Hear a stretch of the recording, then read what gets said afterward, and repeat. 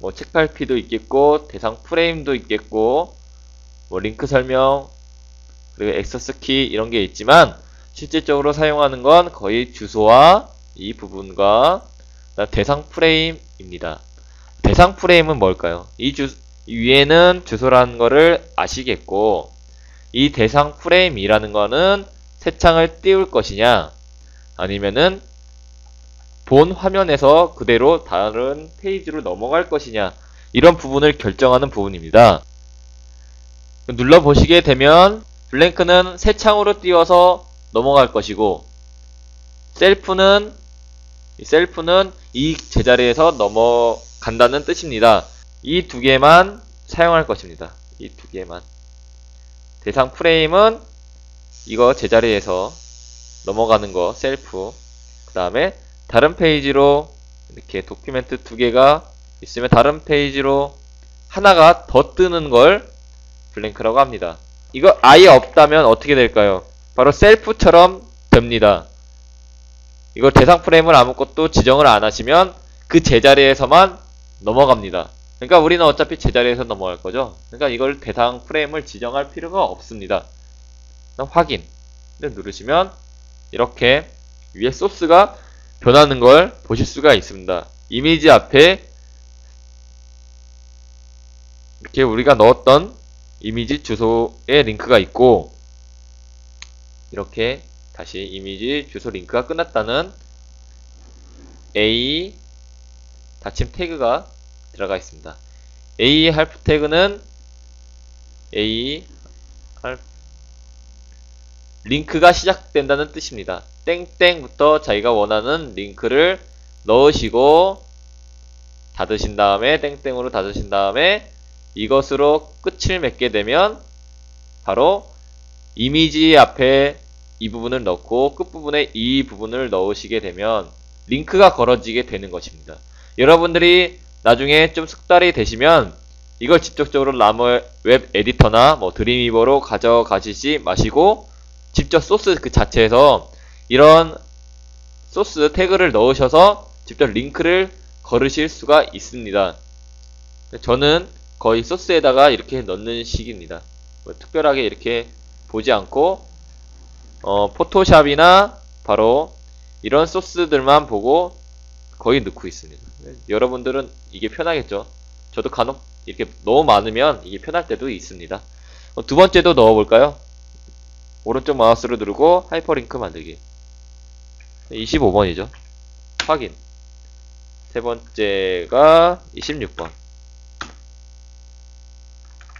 자, 33번까지 마지막 카테고리 마지막까지 다 넣었습니다. 확인을 누르시고 이 부분에 다 이제 넣었으니까 복사를 해서 적용을 시켜볼까요? 복사를 해서 우리 전에 작업했던 상품 분류 메뉴에 가셔서 이 부분을 다 지우고 붙여 넣었습니다. 등록. 확인해 볼까요? 어떻게 만들어졌는지. 다시 새로 고침을 하셔서 새로 고침을 누르셔서 B자켓 코트를 눌러 보겠습니다. 우리가 만들었던 카테고리로 이렇게 넘어가는 걸 보실 수가 있습니다. 블라우스, 치마 넘어가고, 치마 반바지 넘어가는 걸 보실 수가 있죠. 근데 이렇게 눌렀는데 다시 또 어제 우리가 수정했던 이 부분이 지금 이게 벌어져 있어요. 지금 약 7픽셀로 벌어져 있습니다. 이게 왜 그럴까요? 우리가 어제 수정했던 부분은 바로 메인에 있는 페이지만 수정을 했습니다. 그렇죠. 페이지 리스트에 가서 메인 화면에 있는 것만 수정했습니다.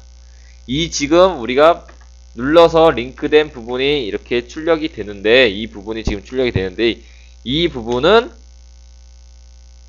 어떤 부분일까요? EC 호스팅, 디자인 관리 보시면 바로 상품 분류에 해당하는 페이지입니다. 그러니까 당연히 상품 분류에 들어가셔서 이 부분을 해결하셔야 됩니다. 그건 나중에 하겠고, 여러분들 미리 하실 분들은 아신다면 수정을 하시면 되겠습니다. 이 카테고리 부분을 링크를 걸었습니다. 밑에 있는 커뮤니티 부분은 어떻게 수정할까요? 게시판에 있는 링크 주소를 따서 넣으시면 됩니다. 그 주소는 어디 있을까요? 다시 이걸 열어보시면 바로 그 부분은 제가 말씀드렸던 것 같이 커뮤니티랑 동일한 부분에 있습니다. 커뮤니티에 들어가 보겠습니다. 그러면 이렇게 많이 있죠. 또 메뉴가 옆에는 우리가 알지 못하는 또 여러가지 데이터들이 있습니다. 게시판 관리로 한번 들어가 보죠. 그러면 여러가지 이제 게시판 이름들이 이렇게 쭉 나오게 됩니다. 우리가 쓸 거는 어떤 것이냐?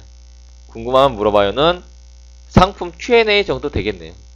상품 Q&A를 쓸 거고, 공지사항을 쓸 거고, 그 다음에 상품 리뷰, 상품 후기를 쓸 거고, 그 다음에 이 부분은 해당 택배 회사에 링크를 걸어 보도록 한다고 했습니다. 글 보기를 누르셔서 게시판의 주소를 확인합니다. 어디에 있냐 하면 바로 이 부분이 게시판의 주소가 되겠습니다. 이렇게 주소를 복사를 해놓습니다. 전에 작업했던 메모장에다가 넣으시고, 이거는 바로 자랑질, 아니 궁금하면 물어봐요 하면 물어봐요 이렇게 써놓으시고, 그 다음에 공지사항 또한 글보기를 누르시면 이렇게 해당 링크가 걸려있는 걸 보실 수가 있습니다. 다시 붙여 넣으시고, 자랑질 상품 후기 정도 되겠죠. 이거 잘못 눌렀네요. 상품 후기 글보기를 누르시면 이렇게 다시 상품 후기라는 주소가 나오게 됩니다. 이것도 복사를 하세요. 복사를 하셔서 붙여넣습니다.